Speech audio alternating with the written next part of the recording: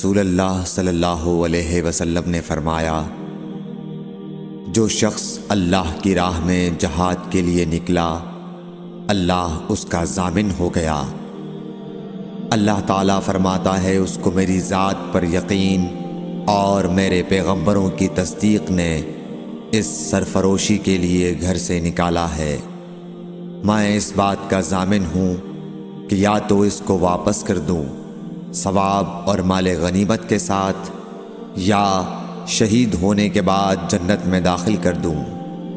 رسول اللہ صلی اللہ علیہ وسلم نے فرمایا، اور اگر میں اپنی امت پر اس کام کو دشوار نہ سمجھتا تو لشکر کا ساتھ نہ چھوڑتا، اور میری خواہش ہے کہ اللہ کی راہ میں مارا جاؤں، پھر زندہ کیا جاؤں، پھر مارا جاؤں، پھر زندہ کیا جاؤں، پھر مارا جاؤں۔ صحیح بخاری حدیث نمبر 36۔ حضرت صلی اللہ علیہ وسلم نے فرمایا، جو کوئی رمضان میں راتوں کو ایمان رکھ کر اور ثواب کے لیے عبادت کرے، اس کے اگلے گناہ بخش دیے جاتے ہیں۔ صحیح بخاری حدیث نمبر 37۔ حضرت صلی اللہ علیہ وسلم نے فرمایا، جس نے رمضان کے روزے ایمان اور خالص نیت کے ساتھ رکھے، اس کے پچھلے گناہ بخش دیے گئے۔ صحیح بخاری حدیث نمبر 38۔ حضرت صلی اللہ علیہ وسلم نے فرمایا، بے شک دین آسان ہے، اور جو شخص دین میں سختی اختیار کرے گا تو دین اس پر غالب آ جائے گا اور اس کی سختی نہ چل سکے گی۔ بس اس لیے اپنے عمل میں پختگی اختیار کرو، اور جہاں تک ممکن ہو میانہ روی برتو، اور خوش ہو جاؤ کہ اس طرز عمل سے تم کو دارین کے فوائد حاصل ہوں گے، اور صبح اور دوپہر اور شام اور کسی قدر رات میں عبادت سے مدد حاصل کرو۔ نماز 5 وقتہ بھی مراد ہو سکتی ہے کہ پابندی سے ادا کرو۔ صحیح بخاری حدیث نمبر 39۔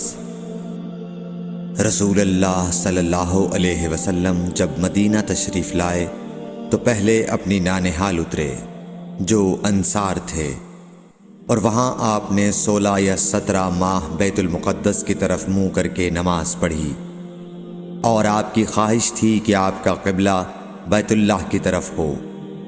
جب بیت اللہ کی طرف نماز پڑھنے کا حکم ہو گیا تو سب سے پہلی نماز جو آپ نے بیت اللہ کی طرف پڑھی عصر کی نماز تھی۔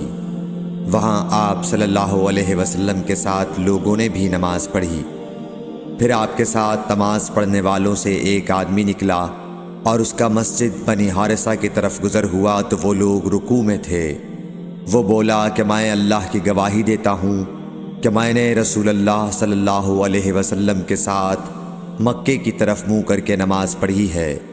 یہ سن کر وہ لوگ اسی حال میں بیت اللہ کی طرف گھوم گئے، اور جب رسول اللہ صلی اللہ علیہ وسلم بیت المقدس کی طرف منہ کر کے نماز پڑھا کرتے تھے، یہودی اور عیسائی خوش ہوتے تھے، مگر جب آپ نے بیت اللہ کی طرف منہ پھیر لیا تو انہیں یہ امر ناگوار ہوا۔